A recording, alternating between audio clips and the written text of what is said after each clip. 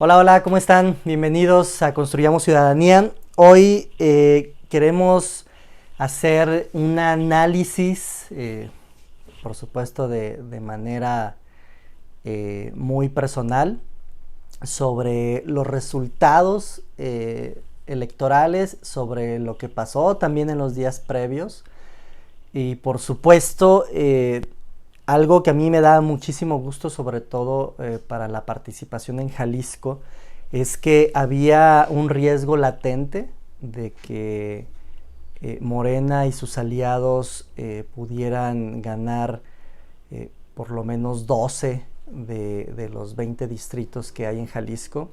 Y sin embargo, la gente de Jalisco salió a votar, fue muy consciente y en su gran mayoría se hizo uso del voto útil de una manera responsable, en muchos de los casos dejando a un lado las propias preferencias personales, ¿no? de los partidos que les pudieron haber gustado de toda la vida, pero que en este momento no tenían posibilidades reales de ganar. Entonces la verdad es una gran muestra de ciudadanía, es una gran muestra de lo que se quiere al país, de lo que se quiere a nuestro estado, y sí le pudimos dar una buena muestra de lo que no queremos en nuestras casas, en nuestro estado y por supuesto en nuestro país. Es un reflejo de eso.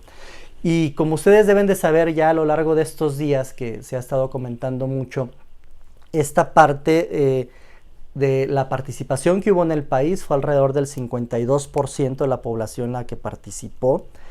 Los resultados en Jalisco, bueno, pues los resultados en Jalisco, solamente 3 distritos se llevó Morena, pero yo creo que incluso pudimos haber llegado tal vez a que solamente se llevara uno, pero hubo por ahí, para mi gusto, un giro de timón en las sugerencias que se estaban dando, porque como yo les había platicado en el programa donde comentaba el tema del voto útil para Jalisco y sobre todo el razonamiento de por qué debía o podía ser así, yo les hacía el comentario de que teníamos que tener muy claro el tema desde el arranque y el desarrollo de las campañas en las preferencias, ¿no?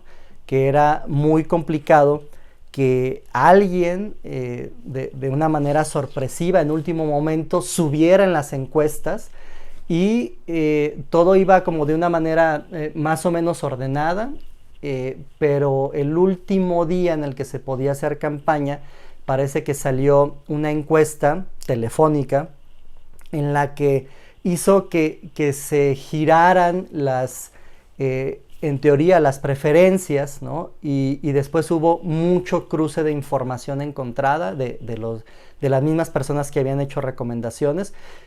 Y el hacer el tratar de hacer ese ajuste de último momento, la verdad es que creó mucha confusión en muchas personas. Por fortuna hubo lugares donde esa última información no alcanzó a llegar, ¿no? Porque si no, hubiéramos puesto en riesgo algunos de los distritos que estaban de manera muy clara por ganarse por un partido y que después, con esta información encontrada, se pedía que se votara por la otra opción, ¿no? Hubo varios distritos en los que pasó esa confusión y por ejemplo también pues la falta de generosidad de algunos partidos, ¿no? de no ceder en la competencia con tal de tratar de mantener su votación. Por ejemplo, los casos en los que sí se pudo haber dado el no haberle dado ese triunfo a Morena, por ejemplo, pudo haber sido en el distrito 19, la parte sur del estado, allá por Ciudad Guzmán, Tapalpa, Tuxpan, por aquellos lados. Ahí MC y Morena quedaron con una diferencia pequeña, que si que si alguna parte, ya no digo ni siquiera toda, pero si alguna parte de las personas que votaron por la alianza hubieran votado por quien iba encabezando las preferencias por parte de la oposición, pues, ese distrito no se le hubiera entregado a Morena, ¿no? Y bueno, y así otros casos. Aquí en zona metropolitana también, ahí de último momento se trató de dar un giro en la información, pero bueno, al final el saldo positivo es que de los 20 distritos, Morena solamente obtiene, no se lleva la mayoría, ¿no? Ese es el punto relevante, ¿no? Que sí nos quedamos muy bien plantados aquí en Jalisco con nuestra opinión. Y también lo que podemos ver es que en la Ciudad de México, por ejemplo, que estaba como un bastión de Morena, pues también hubo un despertar de muchos ciudadanos y prácticamente el Distrito Federal se parte en las preferencias entre una mitad básicamente con la oposición a Morena y la otra mitad apoyando a Morena. Para mí algo que es pues es muy triste, digo, porque por lo menos en apreciación pareciera que falta mucha cultura política en esta parte. Es que Tláhuac, ¿no? donde la línea tuvo este accidente por negligencia de las propias autoridades, ganó, ratificó Morena su triunfo ahí. Y lo que esperábamos nosotros, y pues yo creo que el mundo entero, es que después de ver una tragedia de esas dimensiones por irresponsabilidad de las propias autoridades, pues, por supuesto hubiéramos creído que iban a perder, y sin embargo ahí volvió a ganar Morena, ¿no? Algo que también me preocupa es el avance de Morena. Si bien Morena no obtuvo el mismo resultado que en la elección anterior, Morena sí avanzó en otros estados, es decir, ganó más gubernaturas que las que tenían. El país, buena parte del país lo pintan con Morena. Los resultados que obtuvimos entre esos avances en las gubernaturas y entre las cantidades de diputados que obtuvo cada uno de las alianzas o los partidos, a mí me deja un saldo con un sabor agridulce, ¿no? ¿Por qué? Porque si bien el objetivo principal que se buscaba se logró, que era que Morena no tuviera mayoría calificada de nuevo en la Cámara de Diputados para que no pudieran reformar la Constitución. Esa parte sí la logramos, o sea, en esa parte nos podemos sentir tranquilos. Hicimos la tarea con eso, pero las cosas de fondo no van a cambiar, ¿no? No quiero alarmarlos, no quiero quitarles ese buen sabor de que logramos un objetivo, pero sin embargo este logro es un logro de apenitas. Y les explico por qué. Buena parte de lo que ha sucedido en el país es gracias a las reformas que Morena ha aprobado, en el cual desapareció todos los fideicomisos que existía de apoyos para diferentes temas, como ya lo hemos mencionado, el de las guarderías, como el del seguro popular, como el del apoyo a ciencia y tecnología, como los fideicomisos de apoyo al campo, como el haberle quitado presupuesto a los niños con cáncer, como el haber reducido el presupuesto para salud, como el haber desaparecido, bueno, todos estos fideicomisos que nosotros nos quejábamos y que buscábamos que la oposición tuviera mayoría en la Cámara de Diputados para poder regresar este tipo de apoyos y para poder modificar de nuevo los presupuestos, no va a ser posible. No va a ser posible porque Morena y sus partidos satélites vuelven a tener mayoría, la mayoría de más de 250 diputados para poder hacer las aprobaciones a las reformas de las leyes, ¿no? Esa parte no va a cambiar. Esa parte a mí me sigue preocupando porque es básicamente lo que le sigue dando como el destino que el presidente ha querido, ¿no? Y me preocupa otra cosa, los pasos que siguen, ¿no? Si el presidente quisiera tener o hacer reformas constitucionales, como bien lo decimos, ahorita como está conformada la oposición en la Cámara de Diputados, bueno, con estos resultados, no alcanza a reformar la Constitución, pero el presidente es un tipo muy hábil y es alguien que sabe presionar a la gente, ¿no? Ya nos hizo renunciar a un ministro de la Suprema Corte. En el Senado no tenían mayoría y compraron como 2 o 3 senadores que les faltaban y con eso completaron su mayoría. Y ahorita el presidente lo que va a buscar, por supuesto, es tratar de comprar bancadas de partidos completas, ¿no? Ya por ahí parece que le mandó un mensaje al PRI de que le gustaría platicar con el PRI para ver el tema de las posibles reformas a futuro y el PRI al parecer pues está dispuesto a aceptar el diálogo. Digo, no sabemos si eso resulta en acuerdos o no, pero por lo menos el diálogo sí está dispuesto a tenerlo, y no sabemos si el resultado de esto al final sea una posible alianza que pueda tener el PRI con Morena en algunos temas o de manera completa, ¿no? No lo sabemos, es una mera especulación. Pero a eso se va a dedicar el presidente en este tiempo, ¿no? A tratar de acercar la cantidad necesaria de diputados para hacer reformas constitucionales como él las quiera. Y si no lo logra, yo estoy seguro que va a empezar a agarrar de diputado por diputado, ¿no? Para presentarle posiblemente el expediente que pueda tener de cada uno de ellos. No sabemos qué pueda estar arrastrando cada uno de los diputados, y yo no dudo que más de alguno pueda terminar sumándose a las iniciativas del presidente, ¿no?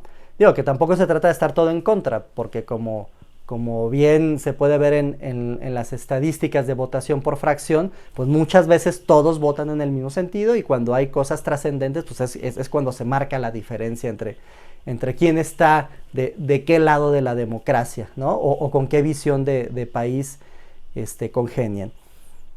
Entonces, esta parte a mí, se los vuelvo a señalar, me preocupa mucho esta parte de cuando empiecen a citar diputado por diputado y les empiecen a presionar, digo, con la unidad de inteligencia financiera, que ustedes saben que es muy efectiva, ¿no? Entonces habrá que tener cuidado con esa parte.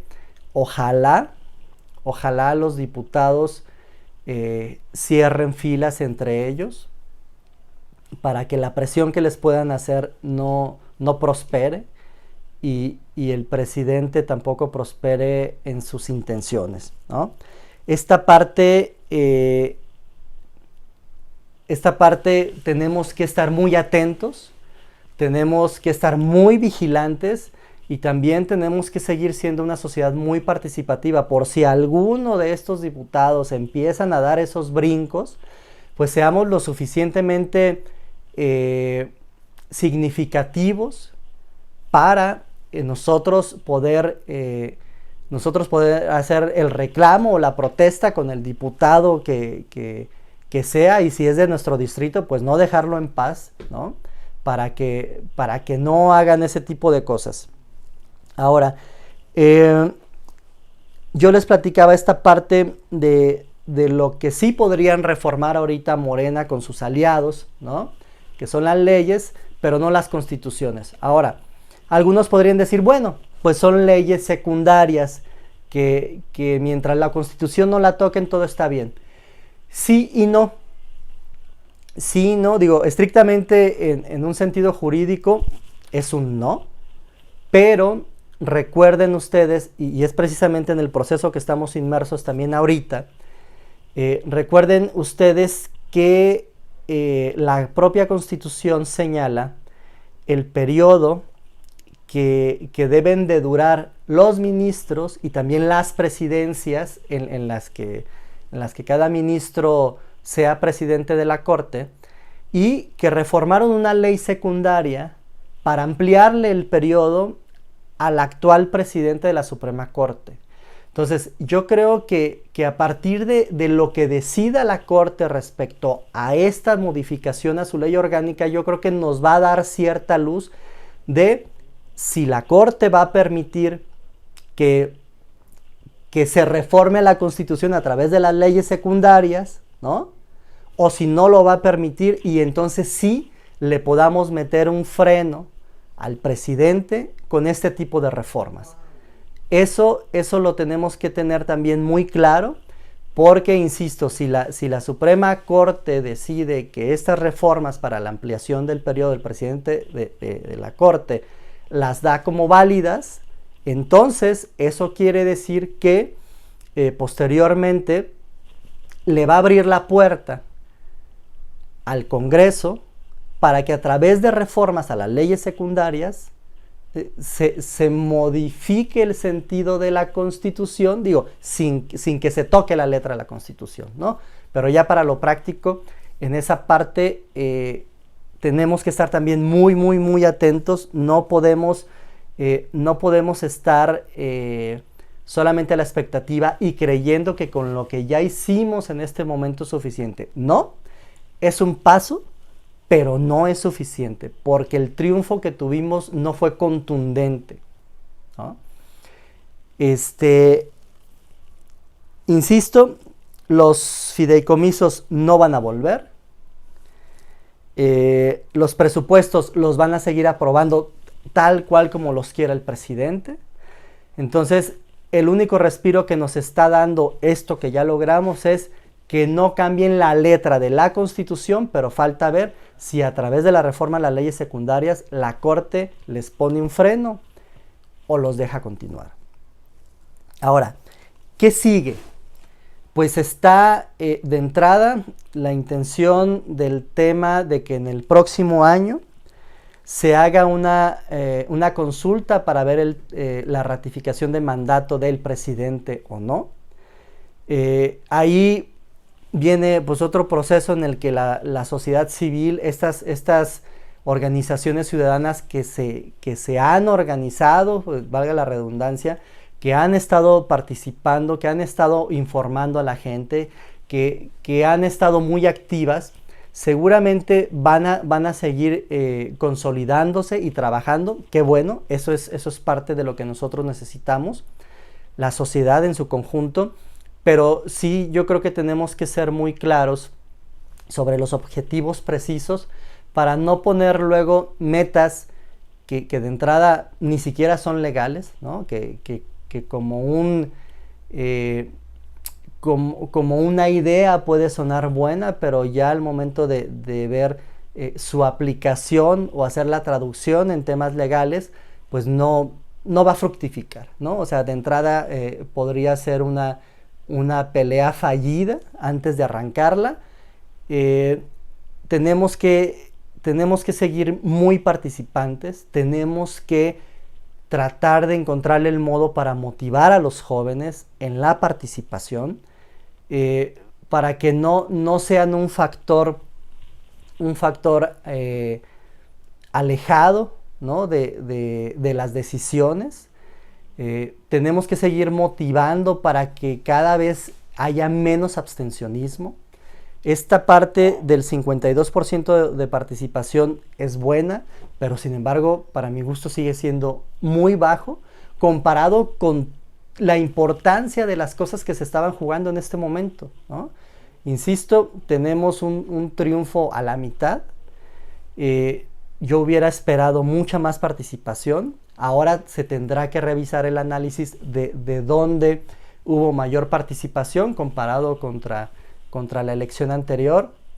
y también por supuesto los resultados, porque hoy sabemos que hay mucha gente que, que está desilusionada de la actuación del presidente, que le dio su confianza hace 3 años, pero que a través de estos meses de ejercicio de gobierno están muy desilusionados.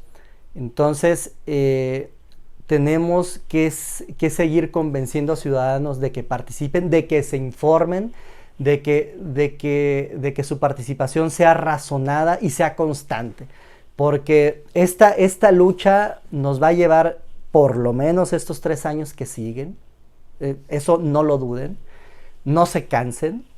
No se cansen porque el país se merece que estemos presentes, que estemos constantes. Pero sí tenemos que ir por pasos. Viene, les decía, la ratificación de la posible ratificación del mandato, pero también tenemos que ir convenciendo a los partidos de que se abran, de que dejen de ser las camarillas internas que son los que gobiernan y deciden quién es candidato y quién no es candidato en base a sus propios intereses o amarres entre unos y otros, ¿no? No voy a abundar en cuáles y quiénes, porque la verdad es que estos temas suelen ser muy parejos. Hay que seguir motivando a que sigan abriendo espacios para ciudadanos, como se dio por ejemplo, aquí en Zona Metropolitana de Guadalajara, se dio de manera muy clara con algunos, digo, y sí los voy a volver a mencionar. Por ejemplo, en MC, el caso de Horacio Fernández, el caso de Manuel Herrera en el Distrito 6, el caso de Mauro Garza en el Distrito 8, Checo Barrera en el 13, aunque él ya tenía participación política, ¿no? Pero bueno, su perfil lo sacan de cuando él no participaba en nada de política. Y probablemente hay algunos otros que yo no tengo identificados, pero en esa apertura hubo una gran decisión y hubo una gran participación de ciudadanos que los voltearon a ver como personas frescas, como personas que buscan un bien por el país. Pero yo creo que eso debe de ser también con otras instituciones, que hay personas que les siguen teniendo mucho cariño a pesar de que esa parte democrática interna se perdió desde hace años. Pero yo creo que eso le puede volver a dar una oxigenación a la política en el país, en cualquier rincón del país. Y también tenemos que animar a ciudadanos a que se metan a la política, a que dejen de lado esa parte en la que califican en que toda la política es sucia. La verdad es que no. La política sucia es la que hacen las personas sucias, ¿no? Si hay personas limpias haciendo política, seguramente ellos, con la aportación que den de manera personal, van a ayudar a que esta política cada vez sea menos sucia y haya más personas limpias haciendo una buena política. Tenemos tiempo para prepararnos a lo que sigue, para mejorar lo que hicimos, para tratar de no dejarnos llevar por esos cambios de timón de última hora, ¿no? Para hacernos más conscientes de que la política lleva tiempo construirla, pero hay que honrar la política y hay que honrar la palabra, por supuesto, ¿no? Hay que ser personas de una sola pieza. Entonces, yo los invito de una manera muy reiterada a que estemos en contacto, a que sigamos construyendo ciudadanía a través de esta plataforma, a que los que participamos en México Libre, bueno, tratando de conformar México Libre, no quitemos el dedo del renglón en nuestra participación, que sigamos construyendo instituciones, que sigamos defendiendo instituciones y que estemos en mucha comunicación. Nosotros vamos a seguir haciendo este esfuerzo de mantener esta plataforma que no tiene ningún lucro, que no tiene ningún fin, además del de querer hacerles llegar información a ustedes para que puedan tomar mejores decisiones. para que participen sobre todo, por favor, ustedes, los cercanos a ustedes, los hijos de ustedes, los chavos de este país. Tenemos que ver la manera en que ellos se involucren y que cada uno de los que están aquí nos ayuden a oxigenar la política de este país. Ahora, tampoco quiero verme como que todos los políticos son malos, por supuesto que no. Hay personas muy respetables, muy respetadas, pero tampoco son un montón, ¿no? Y de eso, ustedes que se dan cuenta de quién puede no ser alguien funcional, pues bueno, esa es la oportunidad para nosotros participar. Por ahí ha estado circulando una carta de la cual no trae autor, pero palabras más, palabras menos, hacen mención, en el caso de Jalisco, al apoyo que se le dio a Movimiento Ciudadano en el estado, pero yo creo que a esa carta se le puede quitar Movimiento Ciudadano y se le puede poner alianza, o se le puede quitar a quién va dirigido en específico, porque esa carta le puede aplicar a cualquiera de los que ganó, o a la mayoría de los que ganaron, porque señala que el apoyo que se les dio, más que haber sido para muchos casos por estar convencidos de esos candidatos, era porque estaban convencidos de lo que no queremos en el país, que es que siga la política como la está aplicando el presidente López Obrador. Estos personas y estos candidatos que fueron receptores de este voto anti López Obradorista, tienen hoy una gran responsabilidad para responderle a estos que votaron por ellos, a pesar de no estar convencidos de ellos, ¿no? A pesar de no estar convencidos de esos candidatos o de esos partidos. Eso es algo que tienen que sopesar y que le tienen que responder a los ciudadanos que les dieron su voto. Hubo casos en los que jamás se hubieran imaginado el resultado tan favorable que obtuvieron, porque sus números eran, no hubieran sido posibles sin este apoyo del voto útil, ¿no?